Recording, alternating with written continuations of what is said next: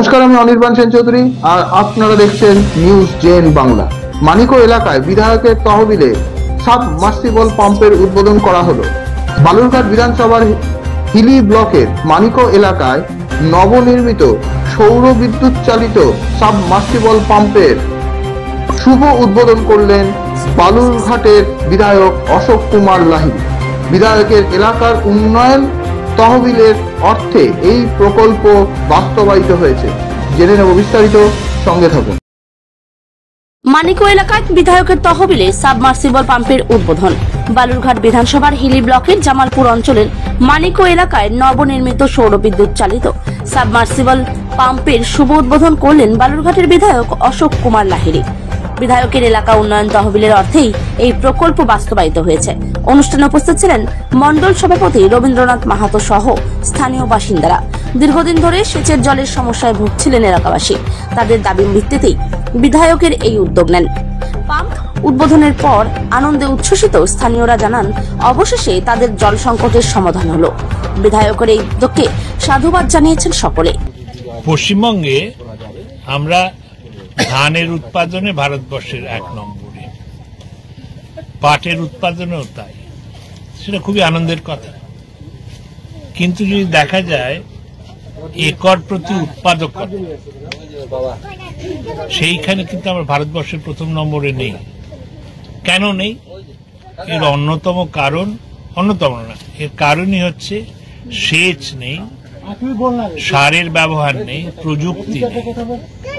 তো এইখানে যেটা দেখছেন আপনারা, এখানে সামান্য কয়েকটা টাকা যেটুকু আমার বিধায়ক উন্নয়ন তহবিলে রয়েছে, তার থেকে একটা সোলার মার্শাল পাম্প লাগানো হয়েছে, সাবমার্সিবল পাম্প।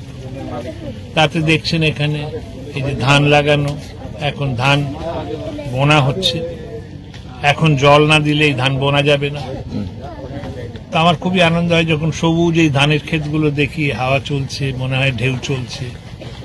এটা সম্ভব হয়েছে এই সেচের পক্ষে। তো সহজ কথায় হচ্ছে, আমাদের নেতা এখানকার আমাদের মন্ডল সভাপতি রবীন্দ্র মাহাতো,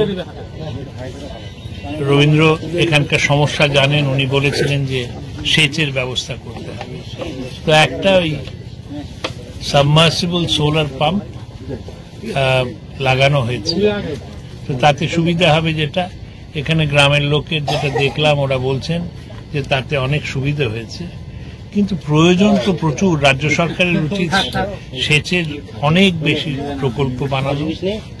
তারপর জল কোনো জায়গায় 3টে পাইপ লাগাতে হয়, 60 ফিট অব্দি যেতে হয়, কোনো জায়গায় 40-এ পাওয়া যায়, কোনো জায়গায় 100-তে পাওয়া যায়। সেগুলো একটু ভেবে চিন্তা করতে হবে। তো প্রশ্নের উত্তর হচ্ছে, এখানে কেন এসছি? এই লোকগুলো আমার লোক, এরা আমার আত্মীয়। আমি দিনাজপুরের ভাগ্নে। আমি এখানে এসছি, মিষ্টিও খাবো, মিষ্টিও এসে গেছে। আচ্ছা, মিষ্টি খেতেই এসছি। হয়তো লোকে ভাববে আমি সাবমার্সিবল ওপেন করতে এসছি, তা না, লাড্ডু পাবো বলে এসছি। তো এই জন্য এসেছি, এখন লাড্ডু খেতে। সমস্যা ছিল, অশোক বাবু আমাদের বিধায়ক বলেছিলাম যে মার্শাল বসানোর জন্য, তো আমাদের বসিয়ে দিয়েছেন। এতে আমরা খুব উপকৃত হয়েছি। আশা ছিল মানে একটা, মানে এই হাইলিং চাষের জন্য একটা, তো ওই ডিজেল দিয়ে খুব অসুবিধা হতো, পয়সা হতো না, গরিব মানুষের পয়সা জুটতো না।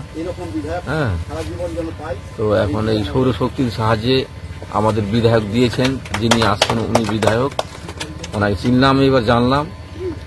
তো তাতে আমরা আর শুনলাম যে 25 বিঘা অবধি করা যাবে।